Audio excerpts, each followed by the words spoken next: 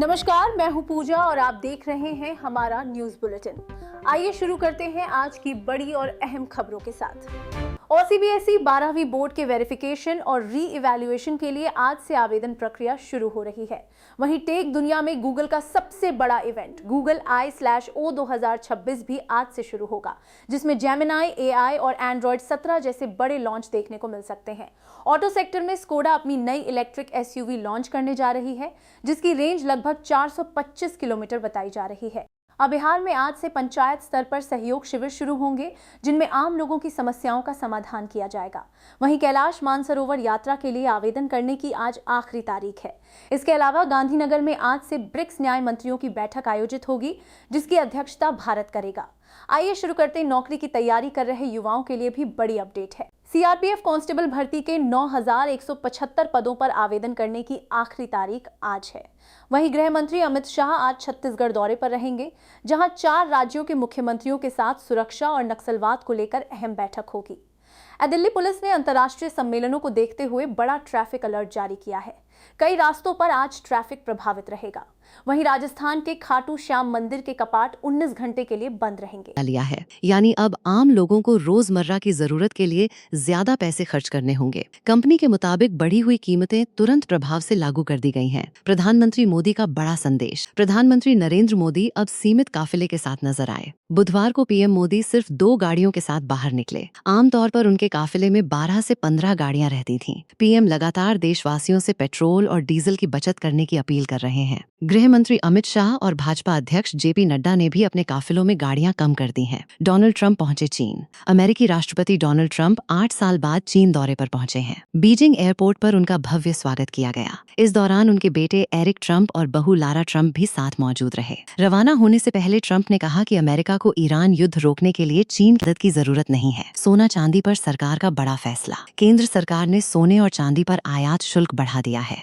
Import duty 6% से बढ़ाकर 15% कर दी गई है। सरकार का कहना है कि इसका मकसद विदेशी खरीद को कम करना और विदेशी मुद्रा भंडार पर दबाव घटाना है। नई दरें 13 मई की आधी रात से लागू हो चुकी हैं। तमिलनाडु में विजय सरकार का फ्लोर टेस्ट पास। तमिलनाडु विधानसभा में मुख्यमंत्री विजय की सरकार ने विश्वास मत जीत लिया है। सरकार को 144 विधायकों का समर्थन मिला, जबकि बहुमत के लिए 118 वोटों की जरूरत थी। एआईएडीएमके के कई बागी विधायक भी सरकार के समर्थन में आए। वहीं डीएमके ने सदन से वॉकआउट कर दिया। सीबीएसई 12वीं का रिजल्ट जारी। सीबीएसई ने 12वीं बोर्ड परीक्षा का परिणाम घोषित कर दिया है। लुधियाना रीजन इस बार देश भर में 9वें स्थान पर रहा। यहाँ कुल 87.92% छात्र पास हुए हैं। छात्र आधिकारिक वेबसाइट पर अपना रिजल्ट चेक कर सकते हैं।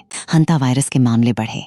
दुनिया भर में हंता वायरस को लेकर चिंता बढ़ती जा रही है। अमेरिका, फ्रांस और स्पेन के 3 और यात्रियों में संक्रमण की पुष्टि हुई है। अब तक कुल 9 मामले सामने आ चुके हैं, जबकि 3 लोगों की मौत हो चुकी है।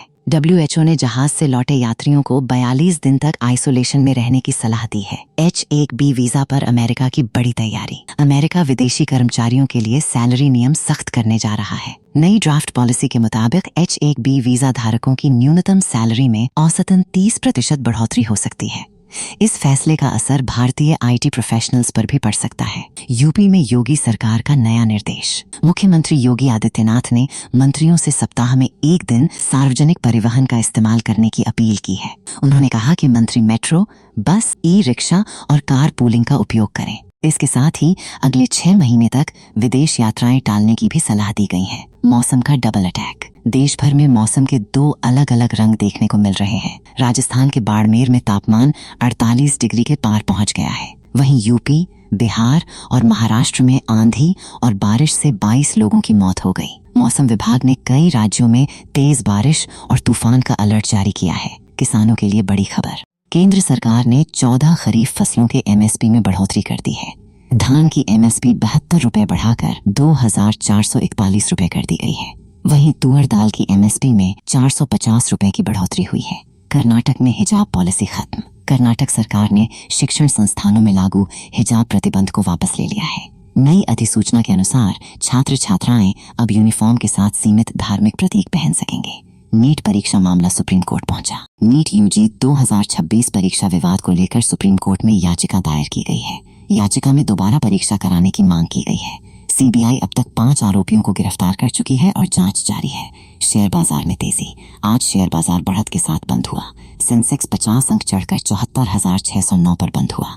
वहीं निफ्टी 33 अंक की तेजी के साथ 23,413 पर पहुंच गया। आज मेटल सेक्टर के शेयरों में सबसे ज्यादा खरीदारी देखने को मिली। सोना और चांदी हुए रिकॉर्ड महंगे। सरकार द्वारा आयात शुल्क बढ़ाने के बाद सोने और चांदी की कीमतों में बड़ा उछाल आया है। 10 ग्राम सोना 9,345 रुपए महंगा हो गया, जबकि चांदी 22,853 रुपए तक चढ़ गई। रुपया रिकॉर्ड निचले स्तर पर। डॉलर के मुकाबले भारतीय रुपया ऑल टाइम लो पर पहुंच गया है।